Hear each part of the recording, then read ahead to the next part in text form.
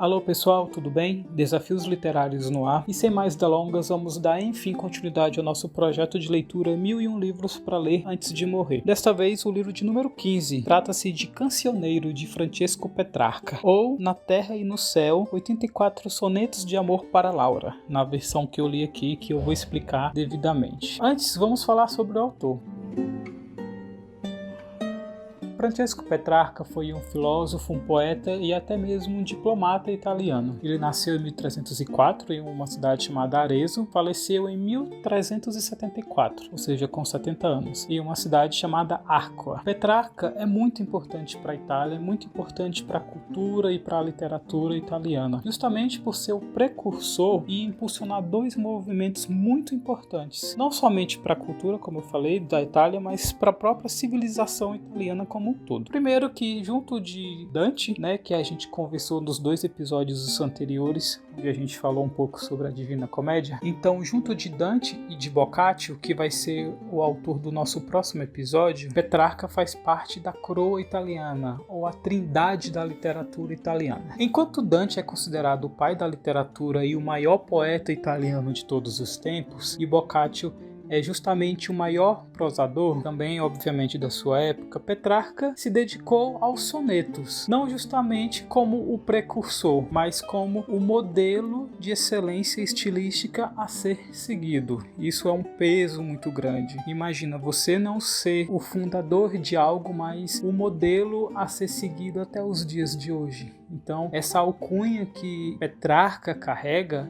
é muito forte, é muito importante. Mas o que vem a ser exatamente um soneto? Um soneto é um poema, com uma estrutura bem rígida, bem fixa, composta por 14 versos. Esses 14 versos estão organizados em 2 quartetos, que são estrofes de 4 versos, e 2 tercetos, que são estrofes de 3 versos. Então, 4, 4, 3, 3. Então, esses 14 versos dão origem ao soneto, que significa em italiano pequeno som ou até mesmo pequena canção. Mas além de ser lembrado pela sua qualidade estilística junto aos sonetos, Petrarca também é lembrado como o precursor ou então o pai do humanismo. Para quem não sabe, super resumo, o humanismo foi um movimento filosófico, foi cultural, intelectual, em que o pensamento da época, que antes era totalmente voltado a Deus e aos dogmas da igreja, foram deixados de lado e passou-se a valorizar o homem, o conhecimento, a razão. Isso obviamente foi totalmente do desagrado da igreja, que dominava tudo na época, e isso trouxe muitas consequências tanto para Petrarca quanto para seus seguidores. Na literatura, por exemplo, a cultura greco-romana foi resgatada, afinal, até então, pelo fato de a igreja considerar os mitos e os deuses greco-romanos como uma prática pagã, e enfim, foram banidos e levados ao esquecimento, houve esse resgate, mas não somente um resgate com uma nova perspectiva. A gente viu na Divina Comédia, nos 2 episódios anteriores, por exemplo, que a mitologia foi utilizada sim para enaltecer a Deus, enaltecer a benevolência divina. Agora, aqui com Petrarca e no Renascimento de modo geral e no humanismo, os deuses e os seus mitos, embora eles não percam a sua divindade, os seus poderes, eles passam a ser retratados com mais humanidade, claras metáforas, claras simbologias das virtudes humanas, ou seja, eles são divinos, eles são divinos, mas eles também agora têm um viés humano muito pungente. Então, a força de Hércules, por exemplo, a sabedoria de Atena, ou então o amor de Afrodite e a razão de Apolo vão ganhar novos prismas. Assim como o próprio inferno, que não é mais um inferno de Hades e Perséfone, ou então o próprio paraíso, que não é mais o Olimpo, a morada de Zeus. Eles se fazem presentes na literatura, mas eles ganham novas perspectivas, novos prismas e até mesmo novas funções, por assim dizer. Esse pensamento humanista que Petrarca trouxe, obviamente foi amplamente aceito na época e é um dos com mais produções artísticas, seja na escrita, na pintura, que a gente pode destacar como o Nascimento de Vênus, de Sandro Botticelli, e até mesmo aquela mega estrutura Davi de Michelangelo, onde a representação mais realista do corpo humano é elevado em detrimento aos temas de seus personagens, envolvidos em religiões, em deuses, em adorações. Então a gente vê, por exemplo, na escultura Davi, a gente vê que ele conseguiu de fato matar o gigante Golias, mas isso aconteceu não por intervenção divina, e sim por conta de sua própria força. Então a gente vê nessa escultura cada detalhe do corpo de Davi enaltecendo a sua força física para que ele conseguisse derrotar aquele gigante. Já que a gente falou um pouquinho de Petrarca e, enfim, deu uma pincelada sobre o contexto histórico, vamos falar um pouco sobre a obra. Embora grande parte da produção de Petrarca seja escrita, de fato, no latim, que era a língua oficial da época, o sucesso do poeta veio justamente em suas produções em língua vulgar, especialmente cancioneiro, como eu falei no começo. Mas o que seria este cancioneiro? Cancioneiro é um conjunto de 317 sonetos, 29 canções, 9 sextinas, 4 madrigais e 7 baladas, que possuem os mais diversos temas, que vão desde religião e poesia, passa por política, transitoriedade do tempo, fala um pouco sobre o patriotismo de Petrarca e o seu amor à Itália, mas o assunto principal e o que nos interessa de fato nesse episódio é que o cancioneiro está recheado do amor de Petrarca por Laura. Para essa edição da Penguin Companhia, que foi a que eu li, o foco é justamente esse amor de Petrarca por Laura. Então esse livro tem um título diferente porque ele foi sintetizado. Desses 317 sonetos foram tirados somente os sonetos que falam justamente sobre esse amor de Petrarca para Laura, especificamente 84 sonetos que receberam o título de Na Terra e no Céu, que eu também vou explicar para vocês o porquê. Eu entendo o objetivo dessa edição, o objetivo da Penguin Companhia em fazer uma reunião com um tema em comum, que é justamente esse amor, mas ainda assim eu acredito que a editora tem capacidade de fazer uma edição completa de uma obra tão importante como o Cancioneiro, que merece estar de modo integral e de fácil acesso ao leitor brasileiro, porque o Cancioneiro sim está traduzido em forma integral, mas ele está esgotado atualmente pela editora Atelier, e a gente sabe que, embora o trabalho da editora Atelier seja um trabalho muito bom, é também um trabalho muito caro. Então, infelizmente, mesmo que essa edição volte, ela não vai estar acessível como possivelmente livros clássicos publicados pela Penguin Companhia são acessíveis. Então fica aí uma crítica à Penguin Companhia, e eu espero de verdade que não somente esses 84 sonetos fiquem acessíveis, mas que o Sérgio Duarte, que foi o tradutor e quem fez essa seleção desses sonetos, consiga trazer Cancioneiro de modo integral aqui pra gente. Mas voltando, vamos ao amor de Petrarca. Vamos a Laura. Quem é Laura? Laura é muito parecida com Beatriz, o amor platônico de Dante. Petrarca afirma ter visto a jovem Laura numa igreja quando ela tinha 17 anos, então a gente já tira daí que foi um amor à primeira vista. E mais importante, um amor platônico. O próprio Petrarca escreve um soneto sobre esse dia. Eu vou aqui ler para vocês, página 33, soneto de número 3, diz o seguinte: Pois me encontrou amor tão desarmado, pelos olhos chegando ao coração, de lágrimas já feito filtro e charco, que penso foi bem pobre galardão, com setas me feri naquele estado, e a voz armada nem mostrar seu arco. Ou seja, ele não estava esperando por aquele momento, não estava esperando que, ao ver Laura, ele fosse enlaçado, ele fosse atingido pelo amor. Não se sabe muito sobre Laura, tanto que o que dizem muito sobre ela é o mesmo que se dizia sobre Beatriz, o amor de Dante. Muitos afirmam que se trata apenas de uma persona literária, ou então uma personificação do amor ideal, segundo Petrarca, enquanto outros estudiosos estudiosos, com base em informações, datas da época, conseguiram identificar Laura como uma mulher de verdade, que se casou com um membro da família Sade, Marquês de Sade. Não sei se vocês pegaram esse nome, mas ele é um autor muito importante que a gente vai ler mais pra frente no seu devido tempo. Mas enfim, e segundo registros, Laura se casou com 15 anos e Petrarca viu Laura pela primeira vez aos 17, ou seja, Laura era uma mulher casada quando ele a conheceu ou a avistou. A partir desse primeiro encontro, Petrarca vai se derramar de amores por Laura e, obviamente, escrever vários sonetos a ela. Um dos principais sonetos é justamente o soneto 133, que eu vou ler aqui para vocês, nessa edição da Penguin, na página 89, que diz o seguinte: Alvo de flechas fez-me amor, qual ser ao fogo, e como a bruma ao vento, ou neve ao sol. Já rouco me lamento, peço piedade, e vão é o meu clamor. Tal pensamento é seta, o teu semblante é um sol. Arde o desejo, com armas tais, amor me ofusca e mais cresce a ferida.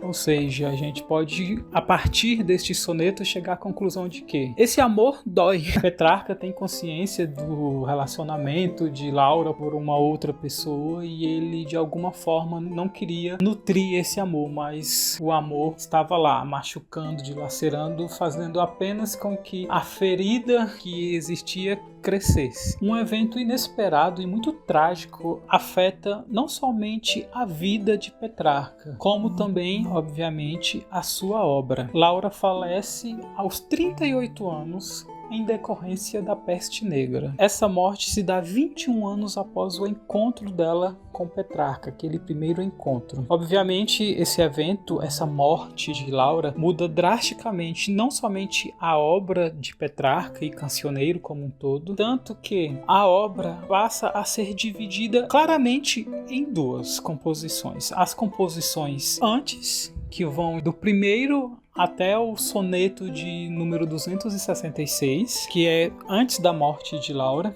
e de número 267 até 366, que são sonetos escritos após a morte de Laura. Obviamente, o tom da produção literária de Petrarca muda, até porque na primeira parte, esse amor platônico é mais reverente, é um amor contemplativo, bem juvenil mesmo, onde Petrarca observa sua amada de longe, e de longe se derrama de amores por ela. Ele só observa a distância, admite que os traços de Laura são traços muito bonitos, que as suas feições, os seus gestos, o seu comportamento é um comportamento muito bonito, muito respeitoso. Então tem toda uma aura juvenil, uma aura de platonismo mesmo. Eu vou ler aqui para vocês 2 sonetos para vocês entenderem um pouquinho como que é essa visão de Petrarca a respeito de Laura. É o soneto número 74, na página 57, e diz o seguinte: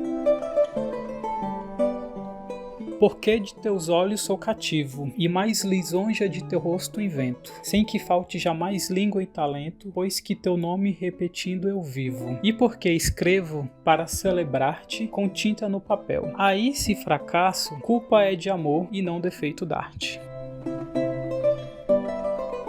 Ou seja, não é o suficiente o fato de Petrarca falar sobre Laura o dia todo, pensar em Laura o dia todo. Ele precisa fazer mais, ele precisa escrever sobre Laura, ele precisa celebrar a vida e o amor que ele sente por Laura. E ele vai fazer isso, escrevendo e eternizando todos esses seus sentimentos em Cancioneiro. E a gente volta um pouquinho na página 43, soneto 17, que diz o seguinte: Porém, teu riso doce e delicado acalma meu ardor como acalento, fazendo-me esquecer a mágoa, enquanto fico a mirar-te atento e deslumbrado. Depois me volta a gélida aflição, quando te vais, e teu vulto suave de mim se afasta para meu tormento.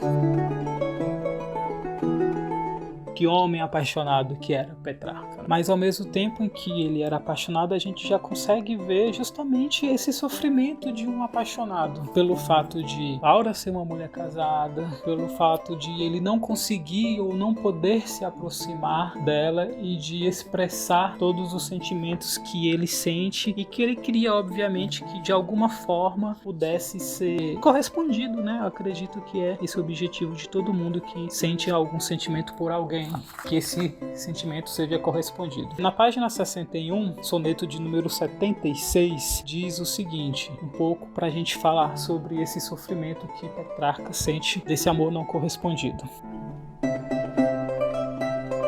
Com suas vãs promessas me acenando, amor levou-me à prisão minha antiga e deu da cela a chave à inimiga, que de mim mesmo segue me afastando. E como prisioneiro penitente, de meus grilhões sofrendo o desconforto, no olhar revelo o coração e a mente. E quem me vir dirá, com ar absorto, de tão pálido a este certamente, bem pouco faltará para estar morto. Então a gente consegue ver aqui que esse sofrimento por esse amor não correspondido faz com que, de fato, Petrarca sofra, fique abatido, fique pesaroso e infelizmente não será correspondido, até porque a morte logo vem e ceifa a jovem Laura. Como eu falei agora há pouco, ela faleceu com 38 anos de idade. Com a morte de Laura, Petrarca tem um amadurecimento em relação ao seu amor, não deixa de ser um amor puro e contemplativo, mas não é tão juvenil quanto antes. O amor atinge novos patamares mais esotéricos, etéreos e até mesmo idealizados, onde a própria Laura passa a conversar com ele, ou seja, somente após a morte que Laura pode enfim estar com Petrarca e Petrarca pode enfim se declarar para sua amada. Eu vou ler aqui 2 sonetos para vocês entenderem um pouco como funcionava essa dinâmica desse eterno amor, um amor além vida. Primeiro, um soneto sobre a notícia de que Laura tinha morrido, como que Petrarca reagiu a essa informação. Página 141, soneto de número 251, diz o seguinte: como é sinistra e triste esta visão, será verdade que precocemente fosse essa doce luz que tão contente fez de esperança e fé meu coração? Porque por outras vozes, porém não por ela própria, eu ouço esse insistente rumor. Muito ainda espero que o destino amigo do belo rosto a luz que me alumia, por largo tempo deixe estar comigo. Porém, se ao reino eterno o fado a envia, deixando aqui seu doce e belo abrigo, que a mim não tarde o derradeiro dia. Aqui então a gente vê que Petrarca prefere morrer também do que receber essa notícia de que Laura de fato veio a falecer. Mais para frente, na página 151, soneto 271, a gente tem Petrarca se derramando de dores e sofrimentos a respeito da morte de Laura. O ardente laço em que me vi outrora, por anos 21 inteiros preso, a morte desatou. Foi duro o peso, mas não morre de dor quem mágoas chora. Vou ler só apenas mais um aqui para vocês. Soneto 276, página 157. Desde que a forma angélica e serena, partindo tão depressa imensa dor, na alma deixou e tenebroso horror, em versos busco alívio à minha pena. Eterna perda ao luto me condena. Quem o causou bem sabe, e sabe amor, que outro escudo não pode o peito opor, contra as desgraças de que a vida é plena. Morte, com tuas mãos roubaste a cura, e tu, terra feliz, que em teu abrigo guardas coberta aquela imagem pura, deixas-me cego e triste, qual mendigo, pois a amorosa luz, doce e segura, dos olhos meus não tenho mais comigo. Então a gente vê aqui o próprio Petrarca pedindo a terra, pedindo a morte para que também o castigue, já que a morte fez com que ele não pudesse estar próximo de seu amor, não pudesse mais contemplá-la, mesmo que à distância, como fazia antes. Então a presença de Petrarca no Renascimento se dá justamente porque Petrarca coloca Laura no centro de sua obra, coloca todos os seus sentimentos, como o amor, como as frustrações, como os anseios, e deixa de lado todos os sentimentos que são redirecionados a um tipo de devoção divina. A gente tem que lembrar que estamos em 1300, uma época em que a Igreja Católica dominava e que a devoção a Deus era muito pungente. Dante, embora tivesse de fato rompido com a Igreja ao preferir escrever na língua vulgar ao invés do latim, ele ainda propaga o amor a Deus, ao teocentrismo. A gente vê toda essa jornada do herói passando pelo inferno, subindo ao purgatório e enfim chegando aos céus. Já aqui com Petrarca não, a gente vê de fato que desde o início Petrarca fala sobre Laura, expressa seus sentimentos por Laura, não se cansa de se expor e expor os sentimentos, de sofrer, de pedir por alívio e de pedir até mesmo pela morte. Mas a gente não vê ele em algum contato a Deus, pedindo intervenção a Deus ou a algum santo, como o próprio Dante fez em determinado momento do Paraíso com a Virgem Maria. E os contatos que Petrarca tem, vamos dizer, divinos a partir de agora, são justamente com Laura. Como eu falei, esse relacionamento que Petrarca tem por Laura passa a ter algo a mais, algo etéreo, algo além de algo que se abstém, algo físico na Terra. Ele passa a se comunicar com ela de alguma forma transcendental, espiritual. Aqui na página 175, no soneto 336, fala justamente sobre isso. Surge aos meus olhos, recatada e bela, e ao revê-la em si mesmo recolhida, brado. É ela mesma, sei que ainda tem vida, e peço o dom de ouvir-lhe a voz singela. Às vezes me responde, outras se ausenta, e eu, como quem errou e o erro estima, a mente digo, estás muito enganada. No ano de 1340, mais 8, em 6 de abril, a hora prima, partiu do corpo essa alma abençoada. Então aqui a gente tem um contato. Depois de morta, ele consegue ver Laura, pede para que eles tenham algum contato e ela às vezes responde e às vezes se abstém da comunicação com esse eterno apaixonado que é Francesco Petrarca. Pois bem, é na página 11, na introdução feita pelo próprio Sérgio Duarte, que foi o tradutor e o responsável por selecionar quais sonetos fariam parte dessa coletânea, ele fala também um pouquinho sobre o modo de Petrarca pensar, um modo de Petrarca escrever e como que isso ecoa até os dias de hoje aqui pra gente. Diz o seguinte: influenciado pela leitura de Santo Agostinho, Petrarca é considerado o pai do humanismo na literatura, abandonando a contemplação do mundo externo privilegiada por seus antecessores e dedicando-se ao exame das emoções individuais do ser humano. Sérgio Duarte até arrisca dizer que o protagonista de toda a obra de Petrarca não é nem Laura. Na mesma página 11, ele diz o seguinte: pode-se dizer que o personagem central de Cancioneiro não é Laura, objeto de sua paixão, e sim o próprio poeta, um ser humano, o ser humano com suas complexidades, seus sentimentos, seus desejos e aspirações. E aí, na página 10, ele explica que é importante lembrar que Petrarca não foi o criador do soneto, mas ao mesmo tempo, por conta de todo o seu aperfeiçoamento, deve-se dar o respeito a ele. Afinal, ele ditou muitas regras que são respeitadas até hoje, não somente na Itália, mas no mundo inteiro. Na página 10 diz o seguinte: Petrarca também aperfeiçoou e em grande medida fixou as regras do soneto. Apesar das diversas variações formais introduzidas ainda durante o Renascimento, com William Shakespeare e Edmund Spenser, na Inglaterra elisabetana, por exemplo, e até os dias atuais, o soneto conservou revelou as principais características que o distinguem de outros gêneros poéticos. Ao longo dos séculos, um grande número de poetas se aventurou nas dificuldades de expressar seus sentimentos utilizando a forma rígida de 14 versos. No Brasil, os românticos e parnasianos dos séculos 19 e 20 foram os principais autores dos sonetos. Nos tempos mais recentes, basta lembrar os de Vinícius de Moraes.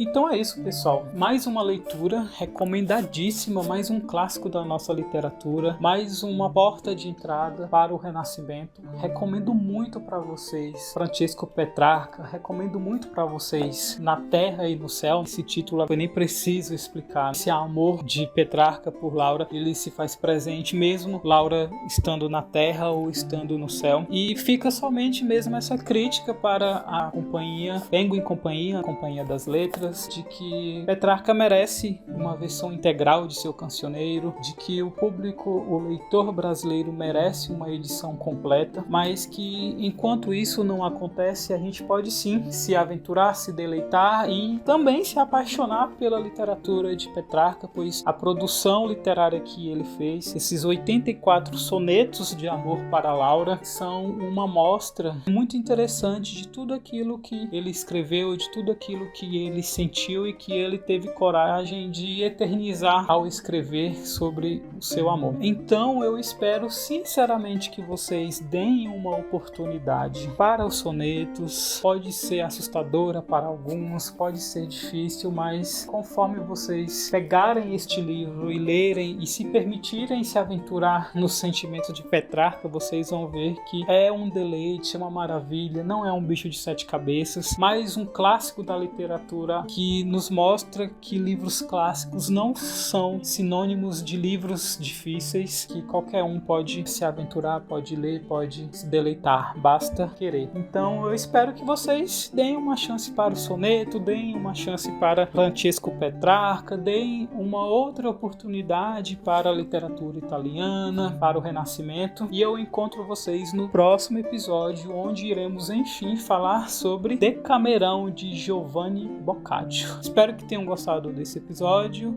Um forte abraço e até mais!